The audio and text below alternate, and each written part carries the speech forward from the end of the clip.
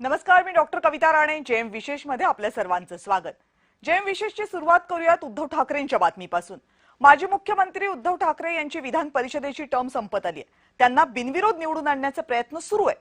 महाविकास आघाडीमध्ये तशी सहमती झाल्याचं चित्रही आहे. उद्धव ठाकरे हे महाविकास आघाडीचा चेहरा आहेत, त्यामुळे त्यांना बिनविरोध निवडून दिलं पाहिजे, तसं आमचं आधीच ठरलं होतं, अशी प्रतिक्रिया काँग्रेसचे प्रदेशाध्यक्ष हर्षवर्धन सपकाळ यांनी दिली आहे. ज्या प्रकारे शरद पवार बिनविरोध राज्यसभेवर गेले तसंच उद्धव ठाकरेंना पाठवावं असं संजय राऊत म्हणाले. पण इथं ठाकरेंची एक राजकीय अपरिहार्यता लक्षात आणून द्यायला हवी.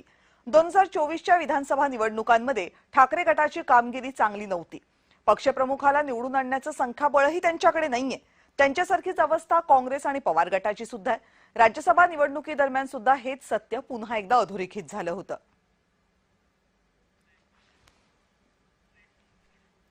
हर्षवर्धन सपकाळ आणि संजय राऊत यांच्या याच मुद्द्यावरच्या प्रतिक्रिया बघूयात.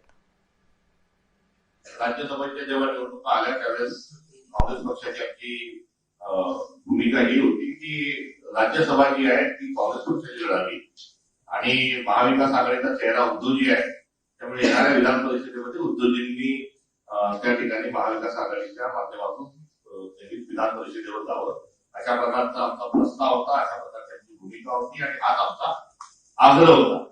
मात्र तत्कालीन परिस्थितीमध्ये सोनियाजी आणि खरगे साहेबांनी आमच्या राष्ट्रीय अध्यक्षांनी निर्णय घेतला आणि पवार साहेब महाविकास आघाडीच्या माध्यमातून राज्यसभेत गेले. माझ्या माहितीनुसार किंवा मला जे काय समजते त्यानुसार